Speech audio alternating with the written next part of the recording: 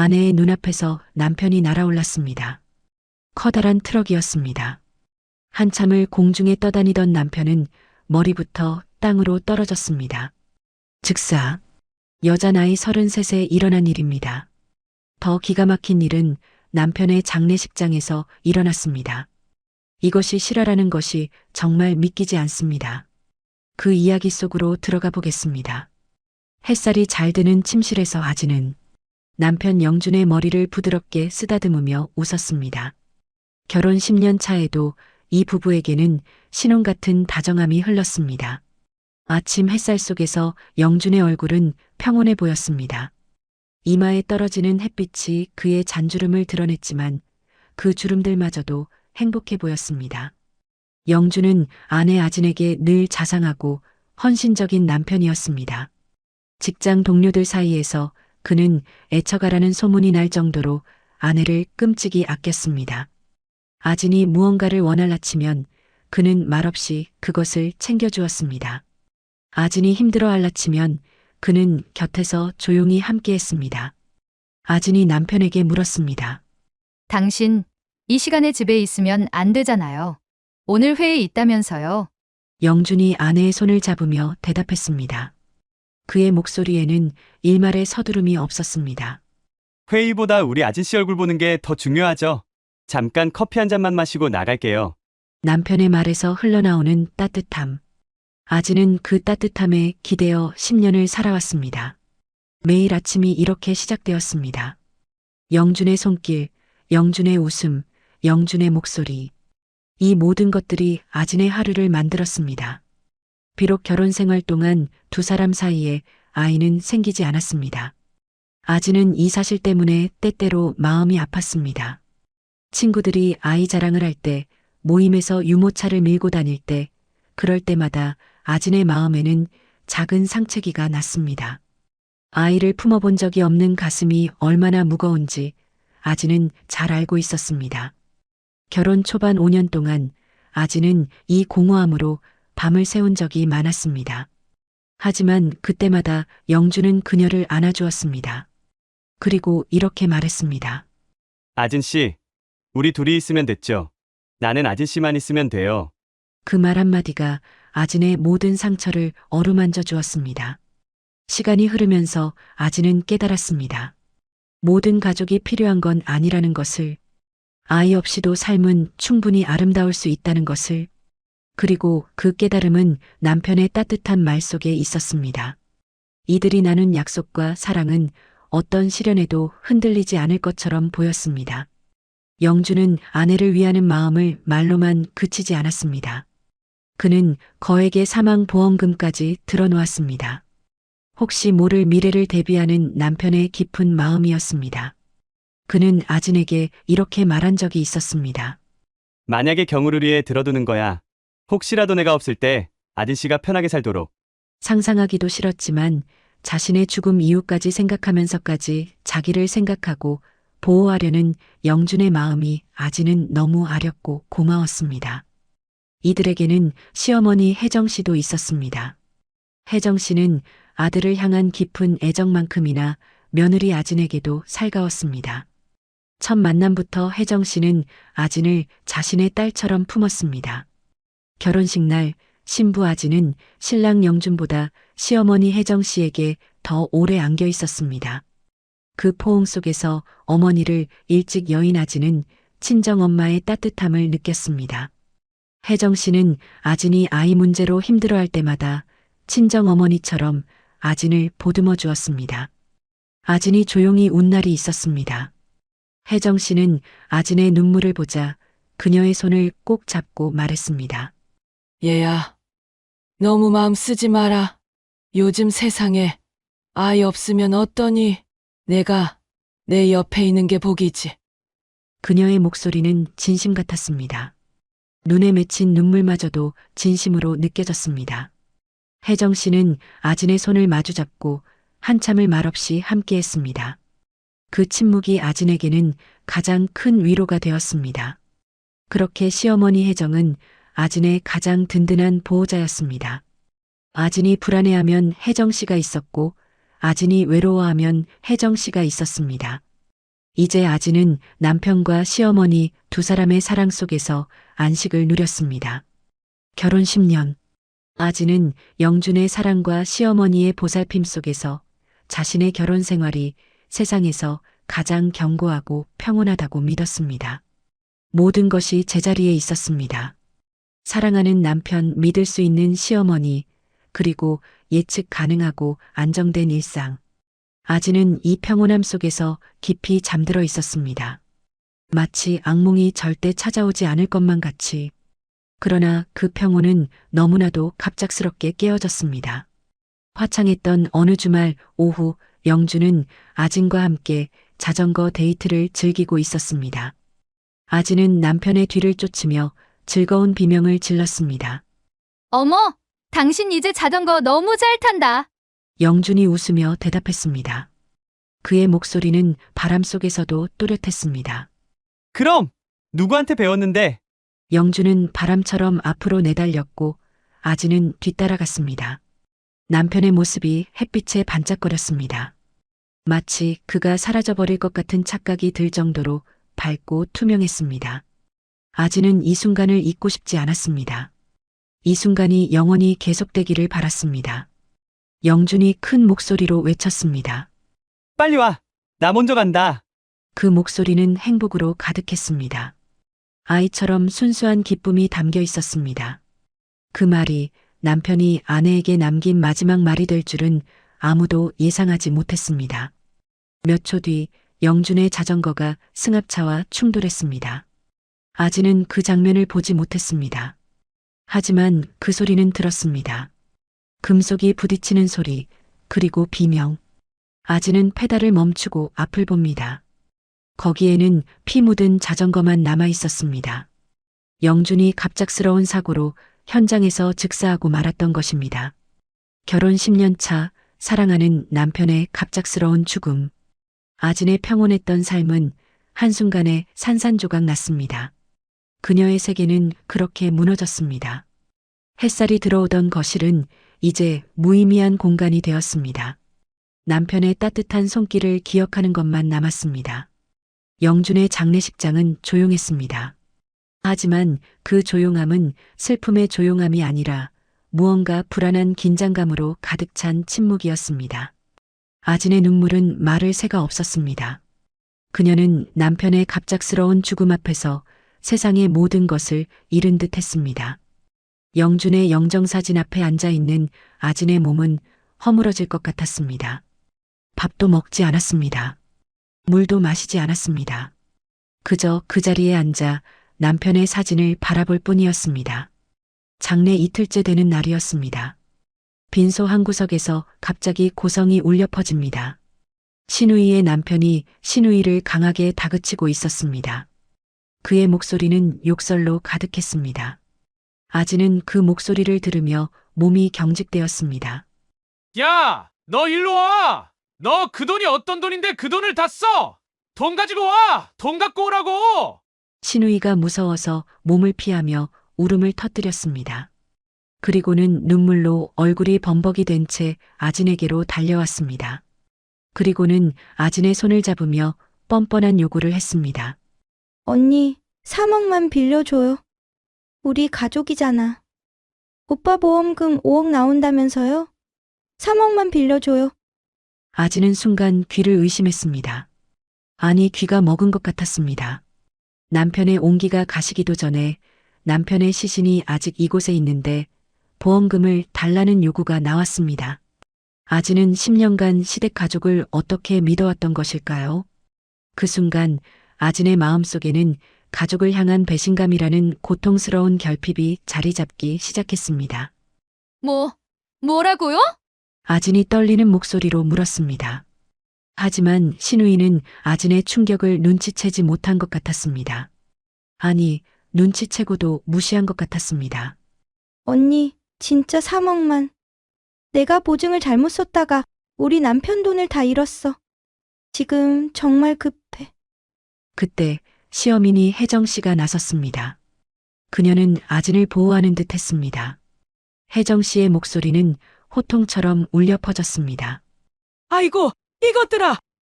그게 지금 할 소리야? 아니, 너희들이 지금 제정신이니? 내 아들 시신이 아직 여기 있는데 지금 돈 타령을 한다고? 혜정 씨는 신우이를 호되게 꾸짖었습니다. 그 목소리에는 진정한 분노가 담겨 있는 것처럼 보였습니다. 혜정 씨는 아진을 감싸 안으며 시댁 식구들을 내보냈습니다. 어서 다들 나가 있어. 지금은 내 아들 보내는 게 먼저지. 뭐 하는 짓이냐? 아진은 시어머니의 품에 안겨 울었습니다. 적어도 시어머니는 자신의 편이었습니다. 적어도 시어머니는 자신을 지켜주고 있었습니다. 아진은 그렇게 믿었습니다. 장례식이 끝나고 혜정 씨는 아진 씨 몰래 아들, 딸, 사위를 조용한 방으로 불렀습니다. 그곳에서 벌어진 대화는 매우 달랐습니다. 혜정 씨의 태도는 완전히 바뀌었습니다. 정아야, 너 정말 잘했어. 그만하면 됐어. 신우이가 불안한 표정을 지었습니다. 엄마, 근데 진짜 이래도 되는지 모르겠다. 너무 뻔뻔했어. 언니한테 미안해. 혜정 씨는 손을 들어 신우이의 말을 끊었습니다. 미안할 것도 없어. 무슨 사망보험금이 아진이 거냐? 내 아들 거지. 내 아들 목숨값이잖아. 그러니 너희들이 계속 들볶아야 해. 니들이 앞뒤 안 가리고 욕심을 부리는 척하는 거지. 그러면 아진이가 자기 돈이 안전하지 않다고 느껴서 결국 나한테 맡길 거야. 내가 친엄마처럼 나서서 그 돈을 지켜준다고 할 거야. 그러면 아진이가 고마워하면서 의심을 안 할 거고. 시동생 영철이 말했습니다. 그래, 엄마가 맞아. 형 사망보험금은 우리 모두의 것이지. 잔말 말고 하자고. 혜정 씨는 영철을 바라봤습니다. 그래, 다음은 너희들 차례야. 서둘러. 당장 내일 찾아가. 이렇게 정신이 없고 극도로 슬플 때가 혼을 쏙 빼놓을 적기야. 그러면 내가 등장해서 통장을 받아낼 거니까. 이런 시댁 식구들의 소란은 혜정 씨의 지시에 따라 이루어진 연극이었습니다. 처음부터 계획된 것이었습니다. 혜정 씨가 노린 것은 바로 이 순간이었습니다. 며느리가 가족들의 탐욕으로부터 돈을 지키고 싶을 때 가장 믿을 수 있는 사람에게 맡기도록 유도하는 것이 그녀의 계획이었습니다. 시어머니라는 울타리 속에 숨겨진 탐욕. 그것이 혜정 씨의 진정한 정체였습니다. 며칠 후 아진에게 은행 담당자로부터 연락이 왔습니다. 보험금 5억 원이 입금되었다는 것입니다. 아진은 전혀 기쁘지 않았습니다. 그 5억 원이 무슨 의미가 있을까요? 그 돈으로 남편을 살릴 수 있을까요? 아니었습니다. 그 돈은 단지 남편이 없다는 것을 확인시켜주는 증거일 뿐이었습니다. 아진은 은행 창구에서 통장을 받았습니다.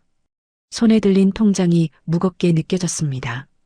5억 원이 담긴 그 작은 통장이 아진에게는 무거운 짐이었습니다. 아진은 통장을 들고 집으로 돌아갔습니다. 집으로 돌아온 아진은 거실 소파에 앉았습니다. 떨리는 손으로 통장을 만지작 거리고 있습니다. 하지만 아진은 그 돈을 쓸 생각조차 할 수 없었습니다. 그 돈을 쓴다는 것은 남편이 정말로 돌아오지 않는다는 것을 인정하는 것과 같았기 때문입니다. 그로부터 며칠 후입니다. 초인종이 울렸습니다. 아진은 몸이 움직이지 않았습니다. 며칠을 제대로 먹지 않은 탓인지 몸이 무거웠기 때문입니다. 하지만 문을 열기도 무서웠습니다. 혹여나 신우이나 시동생이 또 들이닥쳐서 들들 볶을까 무서웠기 때문입니다. 겨우 일어난 아진은 문에 달린 동그란 렌즈로 문 밖을 확인해 보았습니다. 다행히 그곳에 있는 사람은 시어머니 혜정 씨였습니다. 혼자였습니다. 아진은 안도했습니다. 황급히 문을 열었습니다. 안녕하세요, 어머니. 아진이 인사했습니다. 아진아, 좀 어떠니? 들어가도 되지? 혜정 씨가 아진의 손을 부드럽게 잡으며 들어왔습니다. 하지만 분위기는 사뭇 달랐습니다. 앉으세요, 어머니. 아진이 소파를 가리켰습니다. 혜정 씨가 앉았습니다. 혜정 씨가 조심스럽게 입을 열었습니다. 그 목소리에는 걱정이 담겨 있었습니다. 보험금이 들어왔다면서? 네, 어머니. 그 돈 네가 가지고 있으면 안 돼. 혜정 씨의 말이 부드럽지만 단호했습니다. 아지는 놀라 시어머니를 봤습니다. 뭐라고요? 주변 사람들이 자꾸 너를 들볶을 거야. 특히 내 딸이랑 사위가. 거기다 막내 아들놈까지. 어제는 아들놈이 죽은 영준이가 지한테 빌린 돈이 있다고 난리를 피우더라. 분명 또 너한테 들이닥치겠지? 그럼 넌 계속 상처받을 거고. 이 애미는 그게 걱정돼. 혜정 씨의 목소리가 낮아졌습니다. 마치 비밀을 나누는 것처럼. 그리고 그 목소리에는 진정한 걱정이 가득했습니다. 나한테 맡겨라. 내가 이렇게 상처받는 모습을 볼 수가 없어. 어머니가 맡아주시겠다고요? 아진의 목소리가 떨렸습니다. 응, 나한테는 아무 소리도 못 할 거야. 내가 어머니니까 아무도 나는 함부로 건들지 못해. 혜정 씨가 아진의 손을 잡았습니다. 손이 따뜻했습니다.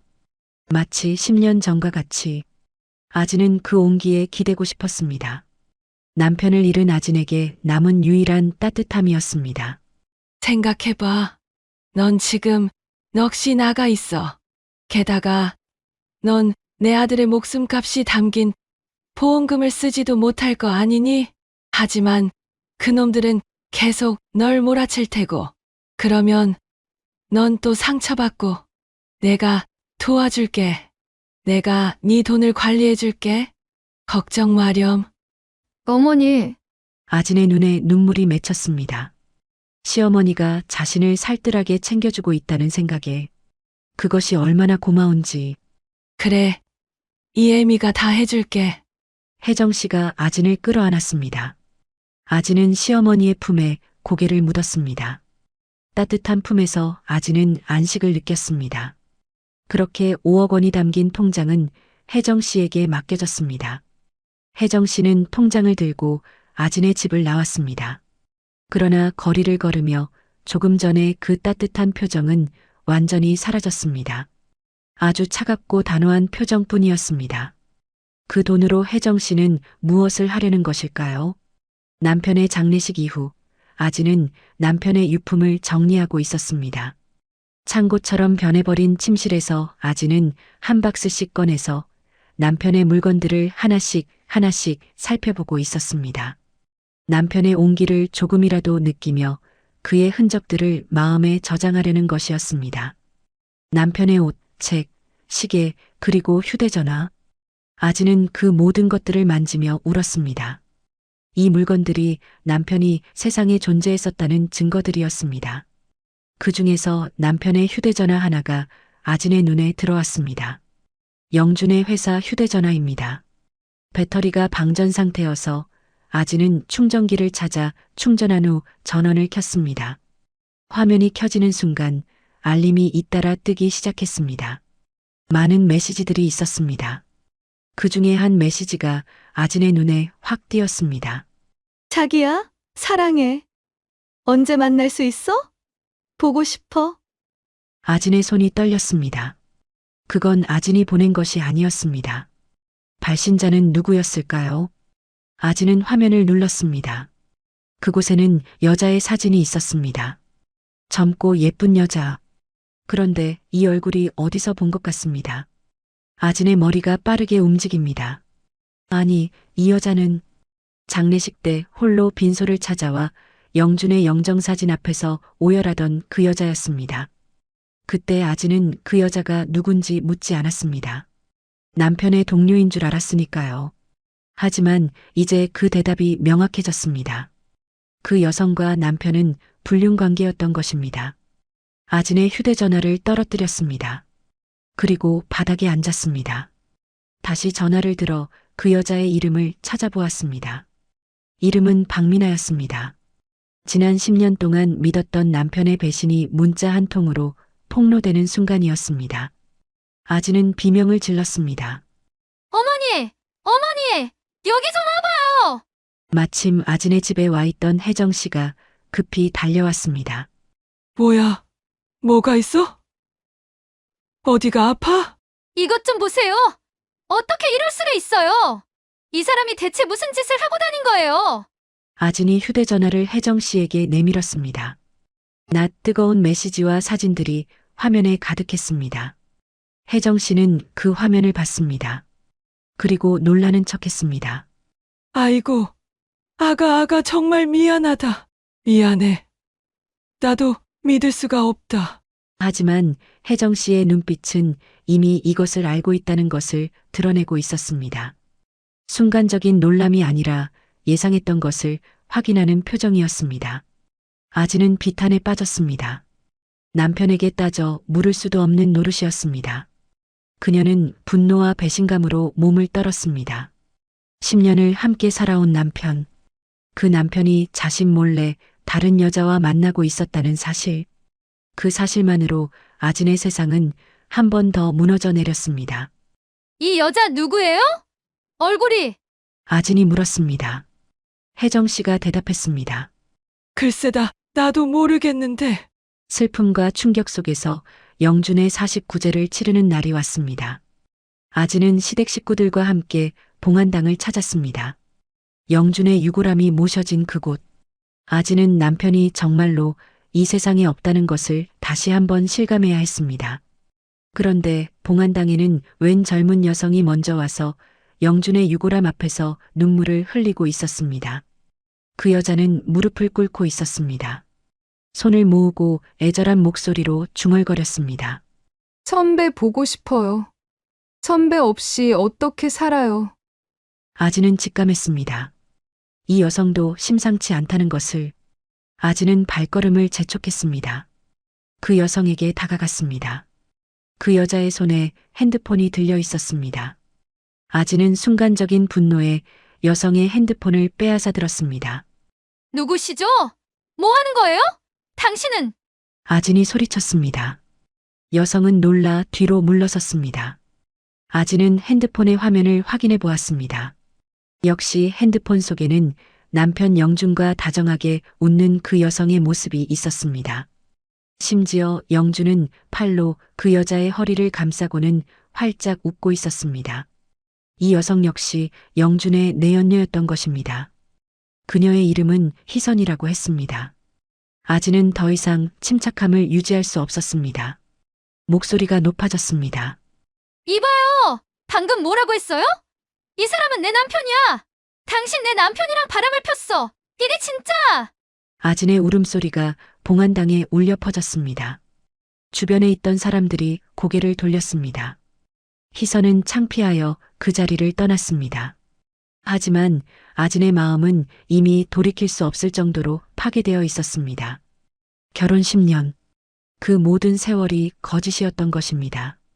남편은 죽는 순간까지 2명의 내연녀를 숨기고 있었습니다.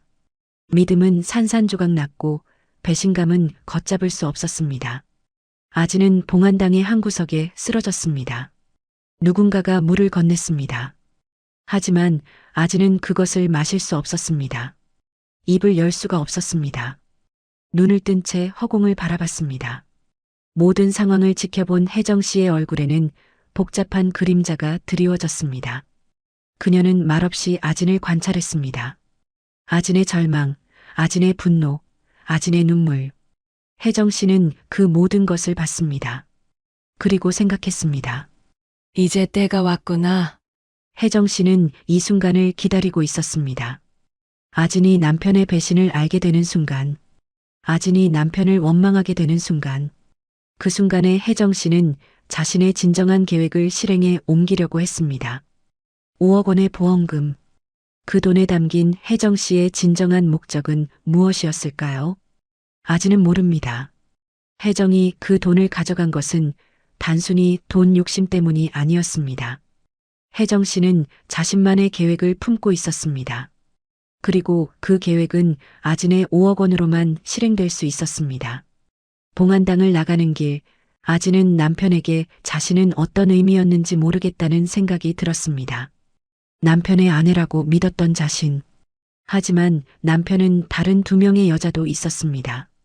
그렇다면 자신은 뭘까요? 자신은 누구였을까요? 아진은 답을 찾을 수 없었습니다.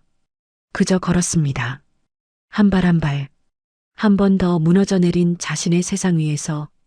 그리고 그녀가 미처 깨닫지 못한 사이에 혜정 씨는 이미 다음 단계의 계획을 준비하고 있었습니다. 아진의 남편에 대한 실망이 클수록, 아진이 남편을 미워할수록, 아진의 마음이 약해질수록 그만큼 아진은 자신의 진실을 보지 못할 것이었습니다. 혜정 씨의 계획을 말입니다. 남편의 배신 속에서 아진은 가장 가까운 사람이라고 생각했던 시어머니만을 바라봤습니다. 그리고 바로 그 순간이 혜정 씨가 기다리던 가장 완벽한 순간이었습니다. 혜정 씨는 아진에게 받은 5억 원의 통장을 움켜쥐고 은밀한 탐색에 들어갔습니다. 혜정 씨의 시선은 영준의 두 내연녀, 미나 씨와 희선 씨에게 고정되었습니다. 그녀는 미나 씨를 먼저 찾아갔습니다. 미나는 영준의 죽음 이후 깊은 슬픔에 잠겨 있었습니다. 하지만 그런 미나에게 혜정 씨는 차갑게 다가갔습니다. 당신이 박미나 씨죠? 미나는 놀라 고개를 들었습니다. 네, 맞는데요. 누구세요? 나는 영준의 어머니 혜정이라고 합니다. 우리 영준이와 당신이 어떤 관계인지 이미 다 알고 있어요. 미나의 얼굴이 창백해졌습니다. 그리고 한 가지 더 놀라운 사실을 혜정 씨는 말했습니다. 그리고 당신이 우리 영준이의 아이를 가졌다는 것도 알고 있어요. 미나는 옷자락을 잡으며 울음을 터뜨렸습니다. 네, 저 영준 선배 아이를 가졌어요. 이 아이 꼭 낳고 싶어요. 미나의 손은 자신의 배를 감싸고 있었습니다. 그 배 안에는 영준의 씨가 자라고 있었습니다. 하지만 혜정 씨는 미나의 배를 차갑게 바라볼 뿐이었습니다. 혜정 씨는 단호했습니다. 그녀의 말투는 마치 거래하는 상인처럼 냉정했습니다. 아이를 낳겠다고? 애비 없는 딸 자식이 나와서 어쩌겠다고? 이 아이는 세상에 나올 자격이 없어. 불륜의 씨앗이잖아. 내가 도와줄게. 그녀는 미나 씨에게 거액을 제시하며 아이를 포기할 것을 강요했습니다. 미나는 떨렸습니다. 혜정 씨가 가져온 것은 현금 2억 원이었습니다. 2억 줄게. 아이 지워. 조용히 지우라고. 난 지금 너를 도와주는 거야. 이유는 말하지 않아도 알지? 절대 내 며느리한테 임신은 입 밖에도 꺼내지 마. 아니면 정말 큰일 나는 수가 있어. 혜정 씨의 눈빛은 위협적이었습니다. 미나는 그 눈빛을 마주칠 수 없었습니다. 결국 미나 씨는 혜정 씨의 압박과 2억 원이라는 거액에 결국 아이를 지우기로 합의했습니다. 그렇게 아진의 5억 원 중 2억 원이 흘러나갔습니다. 하지만 혜정 씨에게 이것은 시작일 뿐이었습니다. 며칠 뒤 혜정 씨는 두 번째 내연녀 희선 씨를 찾아갔습니다. 희선은 영준의 죽음 이후 고민하고 있었습니다. 그녀도 영준의 아이를 임신 중이었기 때문입니다.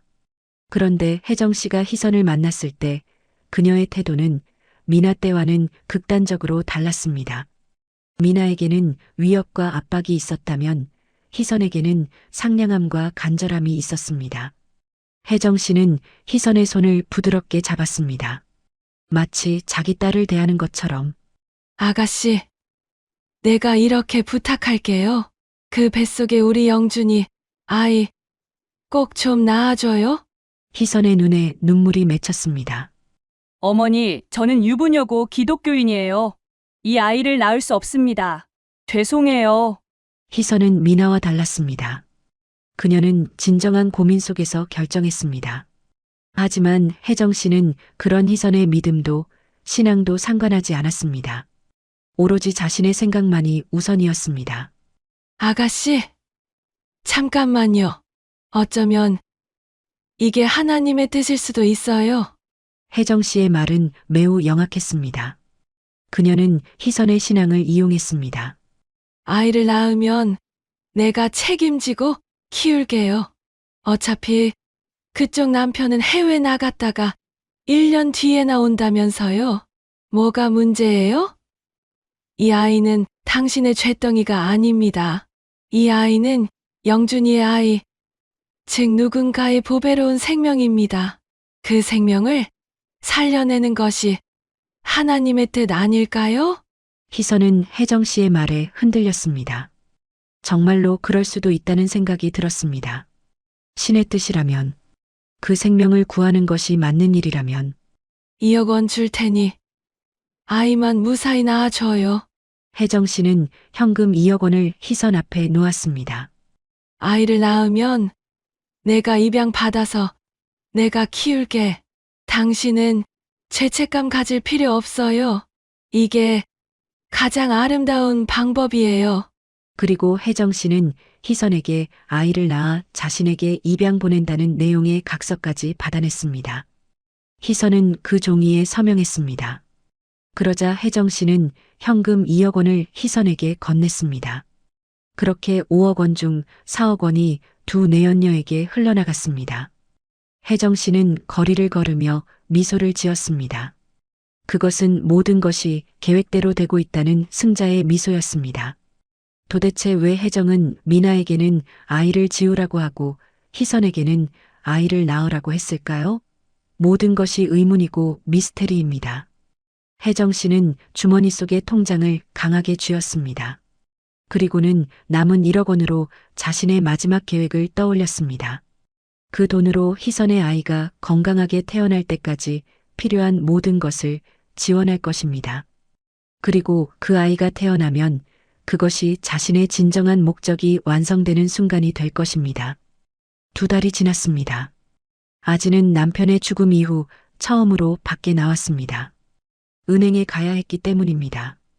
혜정 씨가 실수로 아진의 통장을 잃어버려서 재발급을 받으러 온 것입니다. 아진아, 미안해. 내가 통장을 잃어버렸네. 통장을 재발급 받으려면 예금주가 함께 가야 한대. 같이 가줄래? 아지는 거절할 이유가 없었습니다. 시어머니가 자신의 돈을 잘 관리해주고 있다고 믿었으니까요. 아지는 혜정 씨를 따라 은행에 들어갔습니다. 은행 창구에서 은행원은 아진에게 물었습니다. 예금주님, 신분증을 보여주시고 본인 확인을 해주시겠어요? 아진은 신분증을 제출했습니다. 은행원은 컴퓨터를 두드렸습니다. 예금주님, 비밀번호 눌러주세요. 몇 초가 지났습니다. 은행원의 표정이 미묘해졌습니다. 죄송한데 그 비밀번호는 맞지 않습니다. 다시 눌러주세요. 아지는 다시 입력했습니다. 같은 번호. 하지만 또 틀렸습니다. 그것도 아닙니다. 혹시 기억을 못 하시는 건가요? 이상한데요? 제가 원래 쓰던 번호인데. 예금주님, 혹시 최근에 비밀번호를 바꾸신 적이 있으세요? 아진의 눈썹이 구부러졌습니다. 아니요. 전 비밀번호를 바꾼 적이 없는데요. 혜정 씨의 얼굴이 창백해졌습니다. 그 순간을 느낀 아진이 다가섰습니다. 어머니가 바꾸셨어요? 혹시 무슨 문제라도 있었나요? 아니야. 괜찮아. 괜찮아, 아진아. 혜정 씨는 불안해 보였습니다. 그녀의 손이 떨리고 있었습니다. 은행원이 다시 물었습니다. 비밀번호 기억 안 나세요? 그러면 예금주님 통장 초기화하고 새로운 비밀번호를 입력하셔야 합니다. 그렇게 하시겠습니까? 아진은 이상했습니다. 혜정 씨가 끼어들었습니다. 내가 혹시 바꿨나? 내가 자꾸 실수를 많이 하니까. 어머니, 왜 마음대로 비밀번호를 바꾸셨어요?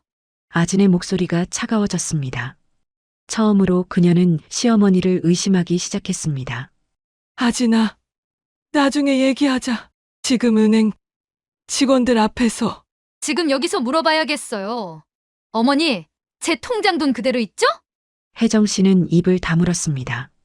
은행원님, 제 통장 잔액을 확인해 주실 수 있나요? 은행원이 컴퓨터 화면을 봤습니다. 예금주님의 현재 잔액은 1억 원입니다. 아지는 순간 숨이 콱 막혔습니다. 세상이 멈춘 것 같았습니다. 손이 덜덜덜 떨렸습니다. 통장 재발급 관계자 앞에서 아지는 비명을 질렀습니다. 뭐라고요? 1억 원이라고? 며칠 전까지만 해도 5억 원이 들어있던 통장에서 4억 원이 감쪽같이 사라진 것입니다. 아진의 울부짖음은 은행을 뒤흔들었습니다. 혜정은 가까스로 아진을 끌고 밖으로 나왔습니다. 아진은 실성한 사람처럼 소리를 질렀습니다. 그 돈이 어떤 돈인데요? 껍데기뿐이었던 제 10년 결혼 생활의 유일한 보상이에요. 사기꾼 같은 당신 아들이 그래도 양심은 있는지 나에게 남긴 보상금이요. 10년간 잘 속았다고 준 거라고요. 나가세요. 당장 나가세요. 그리고 다시는 제 집에 얼씬도 하지 마세요. 혜정 씨는 아진의 치맛자락을 붙잡았습니다. 눈물을 흘리며 애원했습니다. 애미야. 아유, 그게 무슨 소리냐? 애미야, 애미야, 이러지 마. 하지만 아진은 매정하게 시어머니를 밀어냈습니다. 그녀의 눈에 비친 혜정 씨는 한때 따뜻했던 시어머니가 아닌 자신의 돈을 가로챈 탐욕스러운 가해자일 뿐이었습니다. 나가세요. 어머니가 저한테 돌려줄 것은 그 가식적인 정이 아니라 제가 맡겼던 4억 원입니다. 혜정 씨는 아진의 집에서 쫓겨났습니다. 그러나 아진은 쫓아내는 것으로 만족하지 않았습니다. 다음 날 아진은 변호사 사무실을 찾았습니다. 변호사의 책상 앞에서 아진의 목소리는 차분하지만 절대 흔들리지 않았습니다. 상관없어요. 저는 반드시 이 돈을 되찾을 겁니다. 그리고 무엇보다 그분께 제가 얼마나 배신감을 느꼈는지 알려주고 싶어요. 변호사는 아진의 눈을 봤습니다. 거기에는 추호의 흔들림도 약함도 없었습니다. 오직 정의를 향한 강한 의지만이 있었습니다. 4억 원 상당의 부당이득 반환 청구 소송을 진행하시겠다는 뜻인가요? 네, 정확해요. 법에 호소하겠습니다. 가족이 저를 배신했으니까요. 아진의 분노는 비로소 단호한 행동으로 전환되었습니다.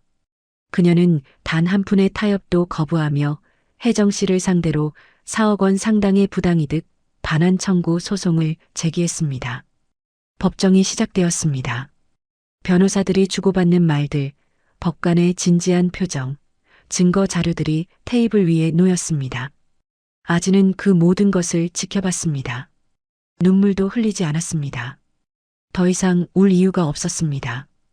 법원은 혜정 씨의 수상한 자금 흐름과 목적에 의문을 품었습니다. 혜정 씨가 제시한 영수증들은 부족했습니다. 4억 원이 어디로 갔는지에 대한 명확한 증거가 없었습니다. 변호사가 물었습니다. 피고인께서 4억 원을 구체적으로 어디에 사용하셨습니까? 혜정 씨는 말을 더듬었습니다. 아, 그건 장례 준비하면서 여러 곳에. 구체적인 영수증이 있으신가요? 그건 현금으로 거래를 하다 보니. 법원은 혜정 씨가 아진에게 받은 돈의 사용처와 목적에 의문을 품었습니다. 그리고 그 의문은 점점 커졌습니다. 아진의 변호사가 물었습니다. 혹시 피고인께서 이 돈을 다른 사람들에게 건네신 적이 있습니까? 혜정 씨는 대답하지 않았습니다. 피고인께서 영주님의 외도 관련자들을 만나신 것으로 알려져 있습니다. 혹시 그들에게 돈을 건네신 건 아닙니까? 혜정 씨는 더 이상 말할 수 없었습니다. 만약 그 사실을 인정한다면 자신의 계획 전체가 드러날 것이었습니다. 그렇게 되면 혜정이 받아야 할 형벌의 무게는 훨씬 더 무거워질 것입니다. 법관이 말했습니다. 피고인은 원고에게 위임받은 자금을 무단으로 사용했으며 그에 대한 정당한 사유를 제시하지 못했습니다. 더욱이 피고인의 진술이 일관성이 없습니다. 판결이 나왔습니다. 본 법원은 피고인이 원고에게 4억 원을 반환할 것을 명령합니다. 재판 패소. 이것이 혜정이 부린 탐욕의 첫 번째 대가였습니다. 혜정 씨는 며느리의 분노와 법의 심판 앞에서 무너졌습니다. 이미 4억 원은 두 내연녀에게 건너간 상태였습니다. 그것을 회수할 수 없었습니다. 그 돈이 어디로 갔는지 혜정 씨 자신도 완벽하게 통제할 수 없었습니다. 하지만 법은 무정했습니다. 법원은 4억 원의 반환을 명령했고 혜정 씨는 그 돈을 마련해야 했습니다. 결국 혜정 씨는 남은 재산, 노후 자금으로 모아둔 돈과 작은 집과 시골의 작은 땅마저 모두 처분해야 했습니다. 그 돈들을 모아서 간신히 4억 원을 마련했습니다. 하지만 법원의 판결과 소송 비용, 그리고 생활비를 감당하다 보니 빚까지 지게 되었습니다. 결국 혜정 씨는 도시 외곽의 낡은 건물 구석에 위치한 쪽방을 전전하게 되었습니다. 곰팡이 냄새가 나는 그곳, 햇빛도 거의 들지 않는 그 공간에서 혜정 씨는 모든 것을 잃고 혼자가 되어 있었습니다. 혜정이 모든 돈을 혼자 삼켰다는 소식을 듣고는 자식들도 등을 돌렸습니다. 아지는 법원의 판결을 받아 4억 원을 돌려받았습니다. 하지만 그 돈이 가져온 것은 위로가 아니었습니다. 돈은 남편을 살려낼 수 없었고 잃어버린 신뢰를 되돌릴 수도 없었습니다. 시어머니의 배신을 지울 수도 없었습니다. 아지는 4억 원을 보며 한숨을 쉬었습니다. 이 돈으로 뭘 할 수 있을까? 머리만 복잡해질 뿐 답은 나오지 않았습니다. 미나는 2억 원을 들고 조용히 사라졌습니다. 서울을 떠나 시골로 그리고 다시 어딘가로. 그녀는 영준의 아이를 낳지 않았습니다. 혜정 씨의 돈으로 낙태를 했고 새로운 인생을 시작했습니다. 영준의 아이를 낳지 않기로 한 선택. 그것이 축복이었는지 저주였는지는 영원히 알 수 없을 것입니다. 하지만 희선은 달랐습니다. 희선은 여전히 뱃속에 있는 아이에 대해 계속 고민했습니다. 자신이 한 선택이 정말로 올바른 것이었는지, 1년이 지나서 남편이 돌아왔을 때 정말 아무것도 눈치채지 못할 것인지, 모든 것이 불투명했습니다. 그러다 결국 희선은 아이를 낳기로 결정했습니다. 9개월이 지났습니다. 희선은 상고를 겪으며 새로운 생명을 이 세상에 끌어들였습니다. 의료진이 아이를 들었습니다. 그리고 한마디를 던졌습니다. 축하합니다. 건강한 아들입니다. 아들. 혜정 씨가 그토록 갈구하던 것이었습니다. 5대 독자를 이어갈 아들이 드디어 세상에 나온 것입니다. 희선은 아이의 얼굴을 봤습니다. 작고 붉은 얼굴. 그 얼굴에서 나오는 울음소리. 희선의 마음이 무너졌습니다. 이 아이는 자신이 낳은 아이입니다. 비록 상황이 복잡하고 엇갈렸지만 이것은 자신의 아기였습니다. 아기 안녕? 희선이 중얼거렸습니다. 아이를 보며 희선은 혜정 씨와의 약속을 생각했습니다. 각서, 입양. 희선은 그 약속을 지켜야 했습니다. 그래야 남편이 돌아왔을 때 희선도 자기 자리로 되돌아갈 수 있기 때문입니다. 희선은 병실에서 마지막으로 아기를 안았습니다. 아기는 희선의 품에서 작은 울음을 내고 있었습니다. 그 울음이 희선의 가슴을 너무나 아프게 했습니다. 의료진이 다가왔습니다. 어머니, 아이를 입양기관에 보낼 예정이라고 들었는데요. 서류를 정리해야 하거든요. 희선은 아이를 바라봤습니다. 이 작은 생명, 자신이 낳은 아기. 그런데 이 아이를 포기해야 한다는 현실이 너무나 가혹했습니다. 아, 예. 저, 희선의 목소리가 떨렸습니다. 잠깐만요. 제가 좀 생각해보고 다시 말씀드릴게요. 희선은 아이를 안고 병실을 나갔습니다. 복도에서 희선은 한참을 서 있었습니다. 아이는 계속 울었습니다. 희선은 아이를 앞뒤로 흔들었습니다. 어떻게 해야 할까? 이 아이를 어디로 보내야 할까? 희선의 마음은 찢어졌습니다. 하지만 한 가지는 명확했습니다. 자신은 이 아이를 지킬 수도 기를 수도 없다는 것. 그때 희선의 머릿속에 떠오른 것은 혜정 씨의 말이었습니다. 내가 책임지고 키울게. 어차피 그쪽 남편은 해외 나갔다가 1년 뒤에 나온다면서 뭐가 문제게요? 한 달 후 희선은 아이를 안고 혜정 씨를 찾아갔습니다. 도시 외곽의 낡은 건물. 쪽방 앞에서 희선은 문을 두드렸습니다. 할머니, 저 희선입니다. 혜정 씨가 문을 열었습니다. 그녀의 눈이 반짝였습니다. 아들. 희선이 낳은 죽은 영준이의 아들. 5대 독자. 아, 왔나? 아기는? 희선이 아기를 보여줬습니다. 갓난아이. 작고 빨간 얼굴. 그 얼굴을 보는 순간 혜정 씨의 얼굴이 변했습니다. 그래, 아들. 우리 영준이의 대를 이을 아들. 아이고, 내가 너를 얼마나 기다렸는지. 혜정 씨는 떨리는 손으로 아이를 받아 안았습니다. 그녀의 얼굴에는 기쁨이 가득했습니다. 마치 모든 고통이 한순간에 사라지는 것 같았습니다.